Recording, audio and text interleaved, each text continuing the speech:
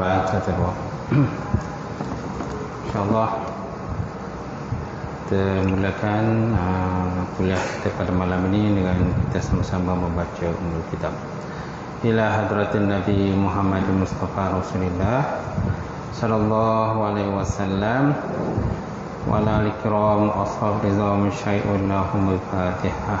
A'udzubillahi minasyaitonir rajim. Bismillahirrahmanirrahim. Alhamdulillahi rabbil alamin. Ar-Rahmanir Rahim. Maliki yaumiddin. Iyyaka na'budu wa iyyaka nasta'in. Ihdinas siratal mustaqim. Siratal ladzina an'amta 'alaihim ghairil maghdubi 'alaihim waladdallin. Amin. Assalamualaikum warahmatullahi taala wabarakatuh. Alhamdulillahilladzi anzala ala abdihil kitab wa lam yaj'al lahu 'iwaja qayyiman liyunzira ba'san shadidan min ladunhu wa yubashshirul mu'minina alladzina ya'maluna shalihat anna lahum ajran hasana makisina fihi abada. Asyhadu an la ilaha illallah wahdahu la syarikalah wa asyhadu anna Muhammadan abduhu wa rasuluh. Allahumma salli wa sallim ala sayyidina wa nabina wa habibina wa maulana Muhammad imamil muttaqin wa qadudul jahidin wa ala alihi wa sahbihi wa man da'a bi da'watihi wa sanna bi sunnatihi ila yaumiddin. Rabbi shrah li sadri wa yassir li amri wahlul 'uqdatam min lisani yafqahu qawli. Subhanaka la ilma lana illa ma 'allamtana innaka antal alimul hakim. Wala haula wala quwwata illa billahil aliyyil azim. Qala Allah subhanahu wa ta'ala fil Qur'anil karim, a'udzu billahi minasyaitonir rajim. Yarfa'illahu alladhina amanu minkum walladzina utul ilma darajat. Maksudnya Allah Subhanahu wa taala mengangkat orang-orang yang beriman dan berilmu di kalangan kamu akan beberapa derajat. Waqala Nabi sallallahu alaihi wa ala alihi wa sahbihi wa baraka wa sallam, may yuridullahu bihi khairan yufaqihu fiddin. Maksudnya barang siapa dikehendaki oleh Allah Taala akan kebajikan dan saya diberikan kefahaman di dalam agama. Nawaitu ta'alluma wa ta'lim wa tazakkura wa tazkir wa naf'a wal intifa' wa lifatu istifarah wal hasa 'ala tamassuki bi kitabillah wa sunnati rasulih wa du'a ilal huda wa dalalati ilal khairi bi ibtigha' wajhillah wa maradatihi wa rukubi wa sawabihi subhanahu wa ta'ala.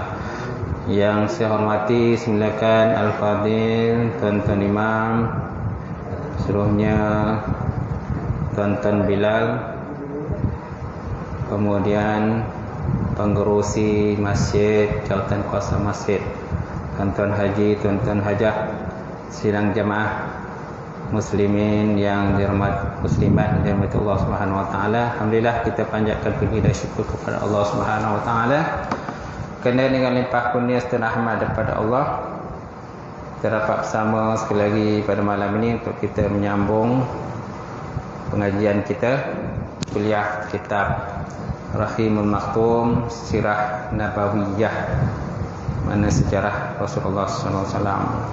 Baik, kita lihat di muka surat terjemahan tu, muka surat 59. Betul tak? Betul kan? Kita lihat di muka surat 59, ringkasan peristiwa yang kedua, Khulasah Sani. Bahasa Arabnya Khulasah Sani, ringkasan peristiwa yang kedua. Sesungguhnya Ibrahim bin Sahah Al-Habsyi,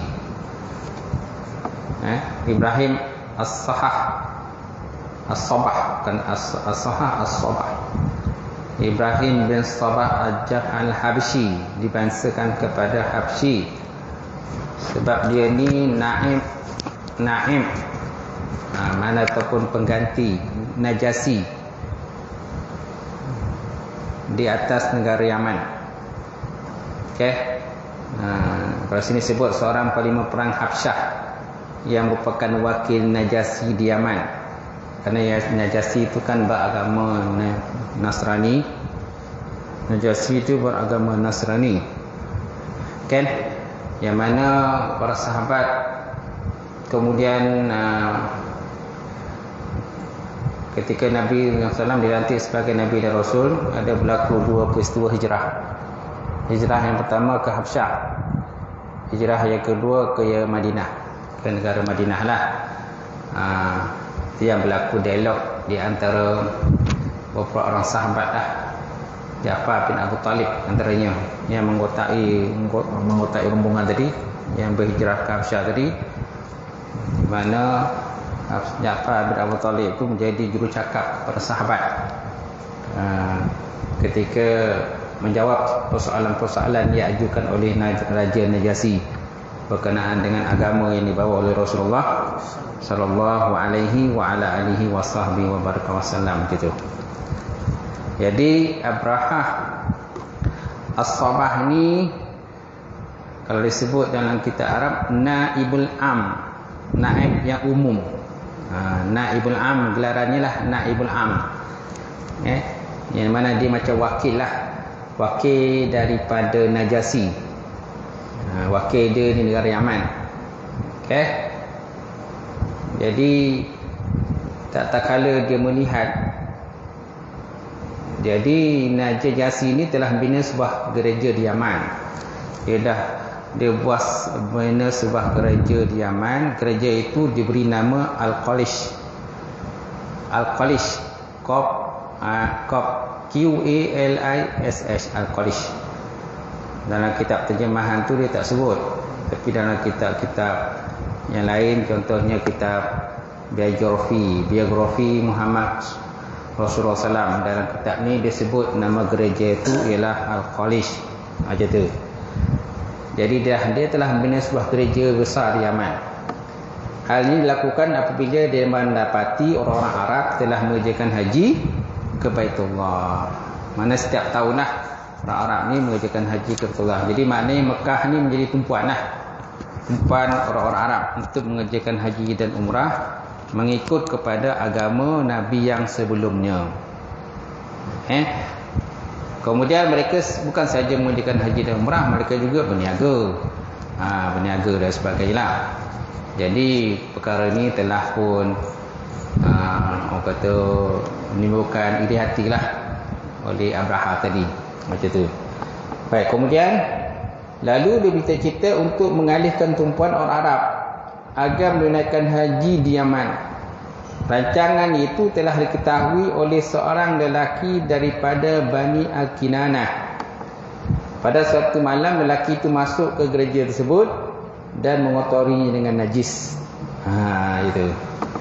Jadi rupa-rupanya rancangan Najasyi ini untuk menarik perhatian orang Arab supaya menumpukan perhatian ke tempat dia, ke Yaman lah, dengan membina gereja yang besar. Kan? Gereja yang besar, dan gereja itu sentiasa ditambah bangunannya daripada semasa ke semasa lah, dengan tujuan untuk menarik perhatian orang Arab sebelum datang ke sana. Tetapi apa yang dibuat tu tidak mendapati kehendak kepada orang Arab. Tidak pun mengalihkan perhatian orang Arab kepada Yaman. Mereka tetap juga datang mengerjakan haji umrah.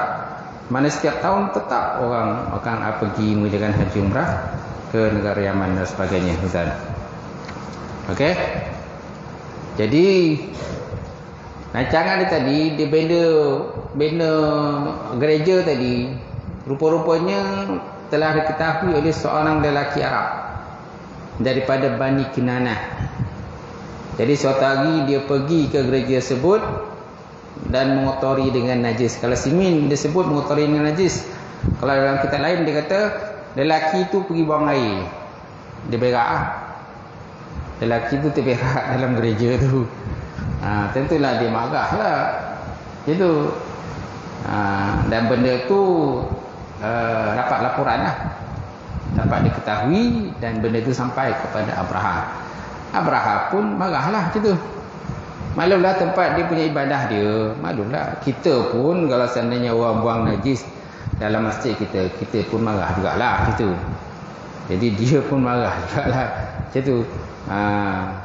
Tapi walaupun itu dia ada niat yang lain sebenarnya untuk mengalihkan pandangan tumpuan orang Arab, supaya mengalihkan tumpuan Arab tadi mengerjakan ibadah ke Yaman. Tapi gerakan dia tadi, kerja dia tadi tidak mendapat perhatian. Sampai itu pula yang Arab lelaki Kinanah ni pun dia ambil kesempatan pula. Dia pergi berak pula. Tuan-tuan, dalam gereja tadi. Tentulah dia bertambah bongi.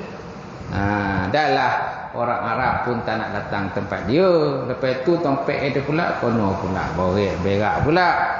Tentulah dia bongi setengah bongi dia. Maka akhir dia tuan-tuan, dia pun mengerahkan tentera bergajah. Lalu Abraham mendapat tahu keadaan lelaki tersebut, maka timbullah kemarahannya. Dia mengambil tindakan membawa bala tentera yang besar berjumlah 60,000 anggota menuju ke Kaabah dengan tujuan untuk meruntuhkan Kaabah. Dia pun marah. Dia pula ada kekuatan kat situ. Bukan saja dia marah. Maklumlah kalau raja ni pun faham lah kalau raja nak marah. Raja kalau nak marah ni habis semua dilanyak kan. Tapi dia tak tahu rupa-rupanya Kaabah itu ada yang menjaganya, itulah Allah Subhanahu wa taala. Dia ingat Kaabah ni rumah biasa je, bangunan biasa. Kalau bangunan biasa senang jelah dengan kekuatan tentera dia. Kalau zaman sekarang ni kalau bangunan orang tembak daripada jauh je dengan peluru pandu je. Dengan peluru pandu daripada jarak jauh orang boleh tembak, hancur kan. Tapi Kaabah ni rumah Allah Ta'ala. Walau siapa pun tuan-tuan nak tembak ke, nak bom ke Kaabah tadi, tetap akan dihalang oleh Allah Subhanahu wa taala. Itulah yang berlaku kepada Abraham. Okey. Kemudian dia memilih untuk seekor gajah yang paling besar. Di kalangan bela tentera itu terdapat 9 ataupun 13 ekor gajah. 9 ataupun 13 ekor gajah. Okey. Kalau sebut dalam kitab Arabnya dia kata apa dia kata? Wa kana fi jaisi tis'ah filah au salasata asyara filan. Adalah tentera tadi terdapat lebih kurang 9 ekor gajah betina ataupun kemungkinan besar ada 13 ekor gajah jantan. Ada khilaf lah berkenaan dengan berapa jumlahnya. Macam tu. Mungkin ada yang katakan 9 tu filah. Filah ni gajah betina. Ataupun salah satu asyar, mana 13 fil. 13 ekor gajah jantan. Macam tu. Kemudian di kalangan gajah-gajah tadi pun ada yang kecil, ada yang besar. Dan Abraham tadi naik gajah yang paling besar tuan-tuan. Bila naik besar tu itulah dia rasa gah lah macam tu. Baik. Sebenarnya di kalangan bala tentera itu terdapat 9 ataupun 13 ekor gajah. Mana 9 tu ialah 9 ekor gajah betina ataupun 13 ekor gajah jantan. Dia meneruskan perjalanan hingga sampai ke Al-Mighmas. Al-Mighmas. Kalau dalam Arab disebut Al-Mughammas. Dan di sana dia mengatur barisan tenteranya, melengkapkan persediaan gajahnya serta bersedia untuk menyerang Mekah. Tuan-tuan. Tatkala sampai di satu tempat bernama Wadi Al-Muhassir. Wadi Al-Muhassir. Mim ha sin ra. Baina Muzdalifah wal Mina. Wadi Muhassir ini terletak di antara Muzdalifah dan juga Mina. Okey. Kemudian apa yang berlaku? Tiba-tiba gajahnya menderum dan ingin bangun untuk menuju ke Mekah. Aja tu. Gajah ni pula bahal lah kita kan. Gajah ni pula bahal macam tu. Kalau zaman sekarang ni ialah kalau kita kebal bahal lah. Ataupun perlu pepandu buat hal. Sebab perlu pepandu pun bukannya semua pepandu boleh meletup. Kadang-kadang perlu pelandu pun kadang-kadang dia tak boleh nak lepaskan. Walaupun dah masuk ke tempat nak lepaskan perlu pelandu tembak, tapi tak nak keluar dah. Monyok perlu pelandu dalam tu. Benar. Saya tengok dalam video, satu video tu. Dia nak lepaskan peluru panda tu, nak tekan switch dia, tekan switch tapi peluru tak berjalan. Semua boleh berlaku dengan kehendak Allah Subhanahu Wa Taala. Walaupun niat perancangan manusia itu memanglah nak merosakkan sesuatu, nak tembak sesuatu, nak bom, tapi kalau Allah Taala tak izinkan, tidak akan meletup juga. Semua itu dengan kekuasaan Allah Subhanahu Wa Taala. Baik. Jadi tiba-tiba gajah tadi menderum dan ingin bangun untuk menuju ke Mekah. Setiap kali mereka menghalalkan gajah itu ke selatan atau ke utara dan ke timur, maka dia akan bangun dan juga berlari-lari anak. Gajah pun tahu tuan. Jadi makna gajah ni dia dah dapat alamat lah. Itu sebabnya kita jangan mudahlah kepada binatang-binatang ni. Kalau seandainya terjadi sesuatu benda yang besar, gempa bumi ke tsunami ke dan sebagainya, kebiasaan ni binatang-binatang ni lah tuan-tuan yang bagi alamat lah pada kita kan. Itu sebabnya kita kena sentiasa bersiap siaga lah, standby kan. Itu kadang teknologi pun kadang tak boleh nak kesan benda tu. Teknologi tak boleh nak kesan mana bala bencana akan berlaku pada kita, gempa bumi nak berlaku pada kita. Teknologi tak boleh nak kesan. Tiba-tiba boom, berlaku gempa bumi. Biasanya dah berlaku baru kita dapat kesan. Selagi mana belum berlaku tak dapat kesan. Betul. Tapi binatang-binatang ni Allah Ta'ala bagi dia kelebihan. Burung-burung kan, gajah kah apa benda kan sebagainya, biasanya mereka ni lebih tahulah. Tapi kita tak boleh juga orang kata berpegang dengan 100% dengan binatang tu. Kadang-kadang memang rutin dia nak bergerak, berpindah daripada satu tempat ke satu tempat. Contohnya gajah nak naik bukit. Betul ke gajah naik bukit ni datangnya banjir besar? Belum tentu juga. Tapi penting pada kita siap siaga lah. Dah tahu Allah Ta'ala bagi alamat sesuatu kepada binatang kan. Kerana itu semua adalah tentera Allah Subhanahu Wa Ta'ala. Itu kita jangan ambil mudah. Walaupun binatang tu kecil, haiwan tu kecil je, hatta nyamuk sekalipun, jangan kita ambil mudah. Semut sekalipun, benarnya kecil je, tapi jangan kita mengambil mudah kepada semut. Sebab semut pun berzikir juga kepada Allah Subhanahu Wa Ta'ala. Dalam peristiwa Nabi Sulaiman nak lalu ke perkampungan ataupun lembah semut itu, macam mana apa yang ucap oleh semut kepada bala tentera dia, kepada rakyat semut? Wahai semut, dia kata, masuklah kamu ke dalam tempat persembunyian kamu. Kerana tak lama lagi kemungkinan besar Nabi Sulaiman dengan bala tenteranya akan lalu di kawasan ini. Kemungkinan ditakuti nanti kamu semua akan dipijak oleh bala tenteranya ramai tadilah. Itu. Jadi mana semut pun dia dah boleh dapat baca firasat bahawa kemungkinan besar Nabi Sulaiman akan lalu.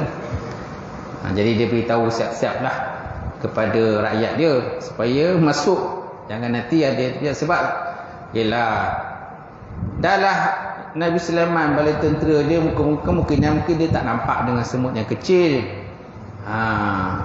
Semut yang kecil, jadi saiz dia kecil, jadi tentu dia tak nampak. Jadi tentera semut ataupun gajah semut dah bagi amaran siap-siap. Kata.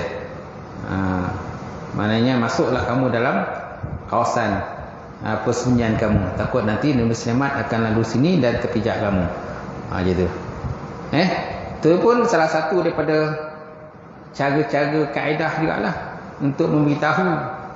Ataupun kita mungkin boleh membaca bala bencana yang akan berlaku. Kan? Baik, seterusnya. Setiap kali mereka menghalalkan gajah ke selatan atau utara atau timur, maka dia akan bangun dan berlari-lari anak. Tetapi apabila mereka mengalihkan ke Kaabah, dia terus menderum semula. Mana tak nak pergilah. dia tak nak bangun. Malah dalam kitab Sirah Ibn Syam pula disebut bahawa ada masanya gajah itu dipukul. Kenapa tak nak bangun? Dipukul, ada yang separuh gajah tadi yang kata dicucuk dengan benda tajam lah ke bahagian perut gajah supaya gajah tu bangun. Tapi gajah tu tak nak bangun juga. Ni salah satu daripada penginayaan kepada binatang juga lah tu. Gajah-gajah yang kita tengok di sirkus itu, ada gajah-gajah tu kadang-kadang dicucuk dengan benda yang tajam. Orang yang menonton sirkus ni dia sonok je. Sonok tengok gajah tu buat persembahan. Tapi kita tak tahu apa yang dialami oleh gajah tu di sebalik tu.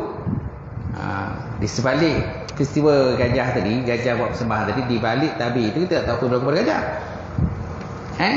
Ada masanya kemudian gajah tu dicucuk, didera dan sebagainya. Kalau dia tak didera, maka dia tak akan buat persembahan. Ya, manusia ni duduk senok je tengok gajah buat persembahan. Gitu.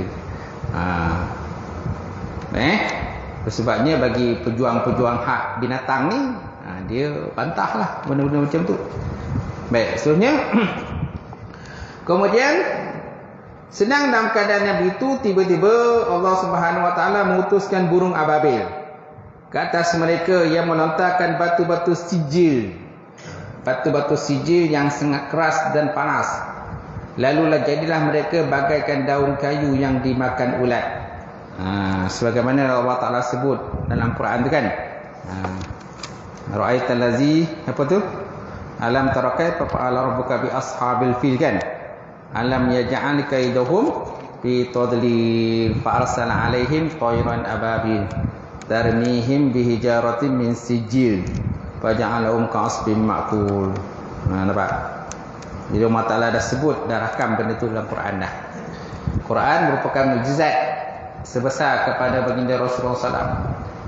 Kalau benda ni benda dusta, tentu Allah Ta'ala tak masukkan dalam Quran. Jadi peristiwa ini adalah peristiwa yang benar berlaku. Quran mukjizat. Sebab kerana mukjizat, benda peristiwa itu benar, semua kita percayalah. Kita kena yakin percaya itu peristiwa tentera bergajah itu peristiwa yang pernah berlaku dalam sejarah Islam. Jadi cuma kita kenalah mengambil iktibar lah. Iktibar di atas segala peristiwa-peristiwa yang berlaku. Dalam Quran tu banyak kisah-kisah umat Nabi yang terdahulu yang diceritakan kepada kita. Malahan bukan dalam Quran juga, hadis-hadis pun ada sebut juga. Hadis-hadis pun ada sebut berkenaan dengan kisah-kisah umat terdahulu supaya kita mengambil ibrah. Ibrah ni pengajaran lah. Kita biasakan dengan perkataan ibrah. Ibrah maksudnya pengajaran dari peristiwa-peristiwa tersebut supaya benda tu jangan berlaku lah kepada kita macam tu. Baik. Kalau disebut dalam kitab lain pula, kan, disebut dalam kitab lain berkenaan kisah Abrah ni panjang sebenarnya. Kat sini direngkaskan sajalah. Kalau disebut dalam kitab lain, Abrah tadi bukan sahaja dia nak meruntuhkan Kaabah, malahan di sepanjang laluannya daripada Yaman menuju ke Mekah tadi, dia juga dihalang oleh orang-orang Arab yang lain. Banyak orang Arab lain yang kepala-kepala suku ni, mereka cuba menghalang kedatangan Abrahah tadi. Tapi disebabkan Abrahah ni dengan tentera yang ramai 60,000, jadi mereka tak mampu nak halang. Kalau siapa yang halang, pasti akan kalah. Pasti akan kalah gitu. Okey. Kemudian pernah juga berlaku dialog antara Abrahah dengan Abdul Muttalib. Tersebut dalam kitab lain. Contohnya dalam Sirah Ibn Syam pun ada sebut mana pernah berlaku dialog antara Abdul Muttalib dengan Abrahah. Dia kata sebab Abdul Muttalib masa itu ialah orang macam pemimpin Mekah, Quraisy masa itu. Tapi dia Abdul Muttalib kata, kalau kau nak serang-seranglah. Dia kata kami pun memang tak mampu nak halang kamu sebab kekuatan kami pun tak ramai. Dan Abrahah pula ada cerita menyatakan bahawa Abrahah ini pernah merampas 200 ekor unta Abdul Muttalib sepanjang dalam perjalanan tadi. Rupanya Abdul Muttalib ni dia unta dia banyak. Entah macam mana tiba-tiba dia terjumpa unta Abdul Muttalib ni dan dia rampas. Kemudian dipanggil Abdul Muttalib, dia hantar wakil panggil Abdul Muttalib. Kenapa? Abraham kata kami nak serang Kaabah. Kalau kau ada tentera, halanglah kami, dia kata. Abdul Muttalib kata aku tak mampu nak halang, kerana Kaabah ni ada yang berjaga oleh Allah Subhanahu Wa Taala. Aku datang nak jumpa kau ni wahai Abraham, kata Muttalib, aku sebenarnya nak minta unta aku. Aku nak minta unta aku balik. Kau dah rampas unta aku dalam 200 ekor. Sekarang ni aku minta balik unta aku pada aku. Habis kau punya Kaabah macam mana? Kau tak nak halang ke? Itu bukan kuasa aku. Kau nak serang lah, dia kata. Kami pun tak ada kekuatan nak menghalang kamu. Dan ramai di kalangan saudara kami pun semua dah lari-lari ke gunung sebab bila dengar kedatangan kamu tadi. Itulah yang berlaku lah. Baik, sebenarnya kemudian batu-batu itu berbentuk seperti kacang putih, di mana apabila dia mengenai seseorang mengakibatkan anggota tubuh terputus-putus dan mati. Tetapi tak semua mereka yang ditimpa lontaran batu. Tak semua yang kena pun. Walaupun burung ababil itu banyak kan, beribu-ribu, berjuta-juta burung kan, biasanya dia akan bergerak dalam berkawan kan, sekawan dalam jumlah yang besar. Jadi burung pun semua atas perintah Allah Ta'ala. Dan burung juga merupakan tentera Allah. Itu sebab Allah Ta'ala sebut dalam Quran, walillahi jududus samawati wal ardh. Bagi Allah Ta'ala itu tentera di langit dan di darat. Di langit dan di darat, semua adalah tentera semua Allah Ta'ala. Itu sebabnya kita jangan mengambil mudah kepada binatang-binatang, walaupun kecil binatang itu, atau nyamuk sekalipun, atau laba-laba sekalipun, binatang kecil, tapi itu semua adalah tentera Allah Ta'ala. Angin pun tentera Allah Ta'ala juga, air pun tentera Allah. Mereka semua mengikut perintah Allah. Kalau Allah Ta'ala perintahkan, maka mereka akan datang dan menghancurkan manusia. Gempa bumi pun perintah Allah Ta'ala. Kalau Allah Ta'ala perintahkan, maka berlakulah gempa bumi. Bila berlakunya sesuatu gempa bumi, musibah dan sebagainya, sama ada orang taat ke tak taat ke, semua akan disapu bersih. Semua akan disapu bersih. Mana akan mati semualah. Kita tak boleh nak elak. Walaupun dalam tempat itu ada orang yang soleh, walaupun dalam tempat itu ada orang yang sujud pada Allah Ta'ala, tapi kalau Allah Ta'ala nak mendatangkan satu bala bencana, dia akan kena kepada semua manusia. Kalau Allah Ta'ala kena lah. Cuma di akhirat besok nanti kan, masing-masing dibangkitkan berdasarkan amalan masing-masing. Cuma orang yang mati macam tu dikira sebagai mati syahid akhirat. Ada beberapa kategori mati syahid kan. Dia ada syahid dunia akhirat, ada mati syahid akhirat, ada syahid dunia akhirat kan, ada syahid dunia. Macam mana dikatakan orang yang mati syahid dunia akhirat? Orang mati syahid dunia dan akhirat, dia ada 3 kategori itu. Yang kedua mati syahid dunia, yang ketiga mati syahid akhirat. Yang dikatakan sebagai mati syahid dunia dan akhirat, iaitulah orang yang mati berjuang, berperang kepada jalan Allah Subhanahu Wa Taala, dan dia niat pergi perang tadi semuanya kerana Allah, dan dia mati kerana Allah Ta'ala lah, mati dalam perang tadi. Itu dikatakan mati syahid dunia dan akhirat. Yang kedua mati syahid dunia. Mati syahid dunia maksudnya dia mati, dia pergi perang, tapi perang tadi dia pergi perang melawan orang kafir, tapi dengan niat kerana harta rampasan perang, kerana pangkat, kedudukan, kerana supaya nanti orang sebut nama dia sebagai orang yang berani dan sebagainya. Itu dikatakan sebagai orang mati yang syahid dunia lah. Syahid dunia. Jadi orang anggap dia syahid, tapi tak syahid pun. Itu dikatakan mati syahid dunia. Sedangkan yang ketiga mati syahid akhirat. Mati syahid akhirat itu seperti mati tenggelam.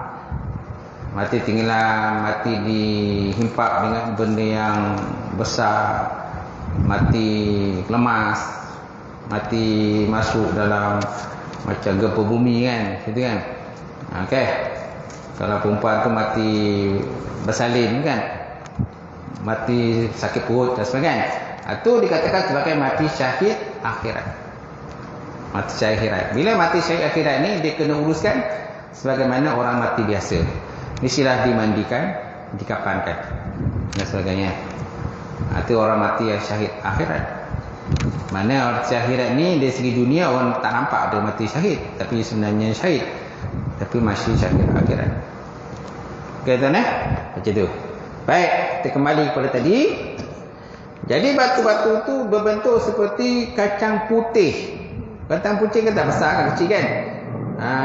Apabila dia mengenai seorang, mengakibatkan anggota tubuh terputus-putus dan mati. Tetapi tak semua mereka yang timpa lontaran batu tadi. Mereka yang tidak terkena batu itu keluar melarikan diri sambil berasakan antara satu sama lain, lalu terjatuh di merata tempat dan mati bergelimpangan di segenap persimpangan. Macam tu. Jadi mana tak semua orang yang matilah. Tentu yang dia ada 60,000 tadi kan, tak semua yang mati di tempat tersebut. Tapi ada mati yang sempat larikan diri, tapi akhirnya mati jugalah kemudian. Kerana apa? Tertimpa kepada batu tersebut. Batu yang kecil. Kecil ni batu dia. Tapi walaupun kecil, tapi dia punya kesan dia tu habis. Kemudian mereka yang tidak terkena batu itu keluar melarikan diri sambil berasakan antara satu sama lain, lalu terjatuh di merata tempat dan mati bergelimpangan di sekitar sebang. Mati berasakan lah. Macam berlaku dekat Indonesia tu. Mati tuntun bola kan. Tuntun bola. Di mana tempat tu? Di kata Jawa Timur. Di Jawa Timur kan. Macam tu. Boleh tembak pemudi mata tu. Kalau ikut pada FIFA tak boleh tembak. Tapi dia orang tembak, polis tembak. Tu yang kata yang sesak tu. Siapa yang pernah rasa kena pemudi mata, dia tahulah macam mana. Siapa yang pernah rasa lah, dia tahulah macam mana. Lebih lagi kalau orang kena asma. Kalau orang kena asma, kena pemudi mata ni lagi teruk. Dia semput. Memang teruk lah, memang terkulai lah je. Kan? Kalau tak ada asma pun teruk, apalagi kalau ada asma. Lagi teruk lah. Melepet lah kalau kena ni. Jadi itu yang berlaku kat Malaysia baru ni. Ada 100 lebih tu, ketika mereka berasak-asak nak keluar tu, dia punya pintu stadium pula tu terkunci. Tak tahulah siapa yang kunci. Kebiasaannya kalau ikut pada peraturan, makna setiap kali pertandingan dah nak habis, pintu stadium mesti kena buka. Mesti kena buka. Contoh 5 minit lagi nak habis pertandingan, pintu stadium mesti dah buka lah. Sebab orang penonton dah nak keluar. Ini tak keluar-keluar lagi. Ini pintu pun tak dibuka lagi tuan. Kemudian dengan pemberi mata ni masing-masing berasa-rasa nak keluar dengan budak kecil, perempuan benda tu. Tu yang terhimpit tu, yang mati-mati. Yang selamat-selamatlah, yang mati-mati tu kan. Tu pengajaran lah kepada kita kan. Supaya benda tu jangan berlaku lah kita. Kadang sonok-sonok tengok bola. Bila terlampau sonok, akhirnya menangis. Menderita dan sebagainya. Sebab Malaysia ni tak pernah habis. Ada yang benda-benda yang bukan kena berlaku. Yang baru ni pun ada masjid terbakar tu. Masjid apa ya? Di Jakarta kan. Pusat dakwah kan, macam pusat lah, pusat Islam dia. Masjid dia belah atas tu terbakar habis, kubah tu jatuh ke bawah. Macam tu. Kat sebelum tu pun ada satu video masjid dia punya bahagian siling-siling ni habis runtuh. Itu mungkin dari segi bahan-bahan yang dipasang tu mungkin tak kualiti lah, tak ikut spek. Bila tak ikut spek, itu yang habis berantakan jatuh tu, siling-siling ni habis jatuh. Ada video kan, tetapi dia tengok video kan. Indonesia ni memang popular lah.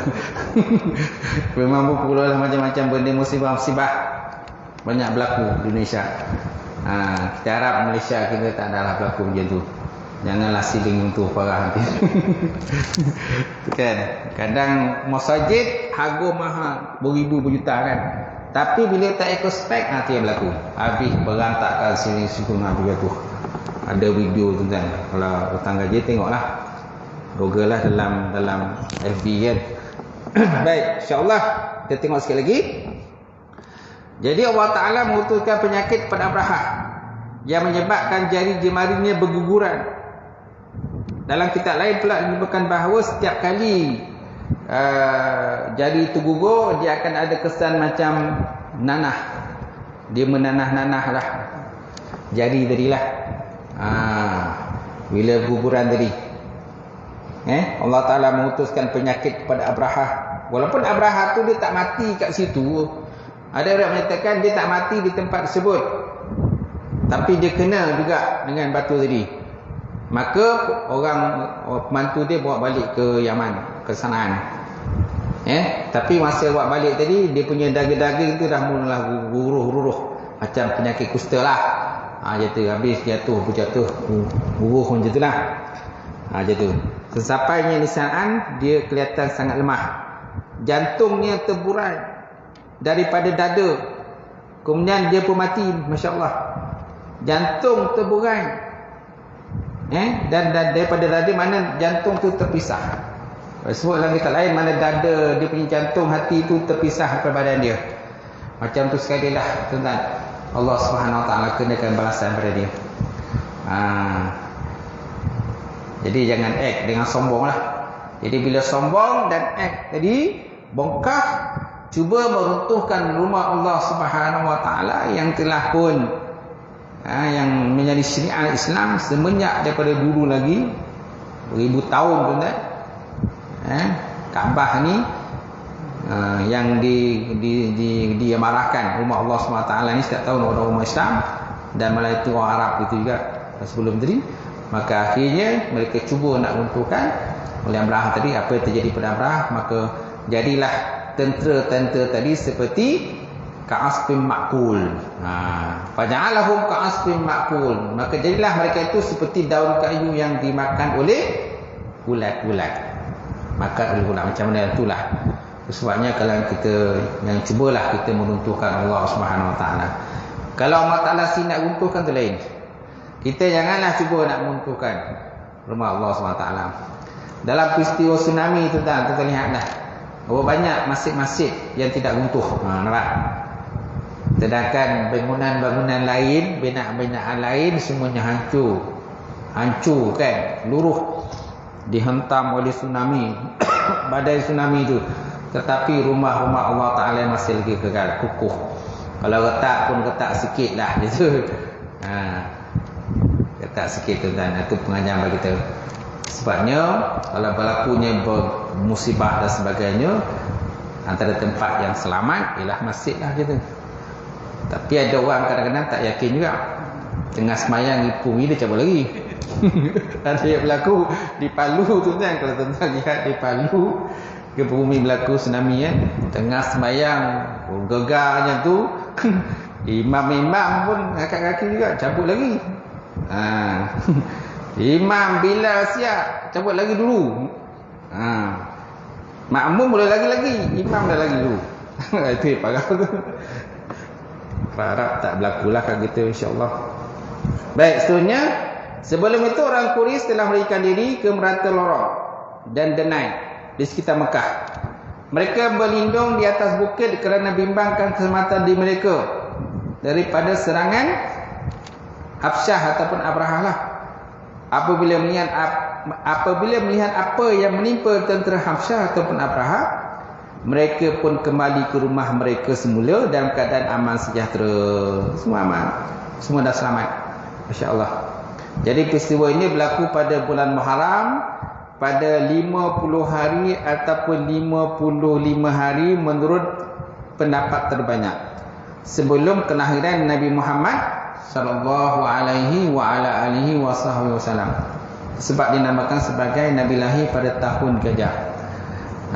Pada masa itu tidak ada lagi tahun hijrah. Tahun hijrah tak berlaku lagi. Jadi kebanyakan apa-apa yang berlaku, kenapa tahun itu dinamakan tahun itu? Sebab biasanya ada peristiwa besar pada tahun tersebut. Bila ada peristiwa besar pada tahun itu, maka tahun itu dikatakan sebagai tahun itu, tahun Gajah, kan? Contohnya bila peristiwa besar, peristiwa Gajah, maka dinamakan sebagai tahun Gajah. Ianya bersamaan dengan penghujung bulan Februari atau awal bulan Mac tahun 571 Masihi. Peristiwa ini adalah kelebihan awal yang ditampilkan oleh Allah Ta'ala untuk Nabi-Nya dan keluarga baginda Rasulullah sallallahu alaihi wasallam. Gitu. Sampai situlah, wallahu a'lam bishawab.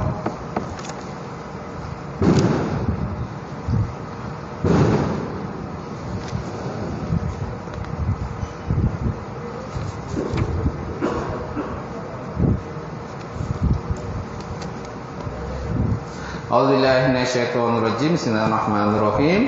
Alhamdulillahirabbil alamin wassalatu wassalamu ala asyrofil anbiya'i wa sahbihi ajma'in. Allahumma zidna ilman nafi'a wa yaqina as-sariqa ma'al mutaqabbala wa rizqan halalan mubarakatan katsira. Wasiyani fatta ya alimna wa lana qulubana bi nuri ma'rifataka wa tahana fa'arifin. Allahumma faqina fi din, Allahumma faqina bi din. Allahumma ja'al hadza jam'an marhuma wa tafarraqana min ba'dihi tafarraqan ma'suma. Allahumma hina bil iman wa amita bil iman wa ahduna bil iman wa akhina jannata ma'al iman. Rabbana ftah bainana wa baina qaumina bil haqq wa antal fatihin. Rabbana atina fid dunya hasanah wa fil akhirati hasanah wa qina azabannar. Subhana rabbika rabbil izzati amma yasifun wa salamun alal mursalin. Jangan lupa isi kehadiran link dah share. Link itu dah share, kena isilah kehadirannya. InsyaAllah. Sekian.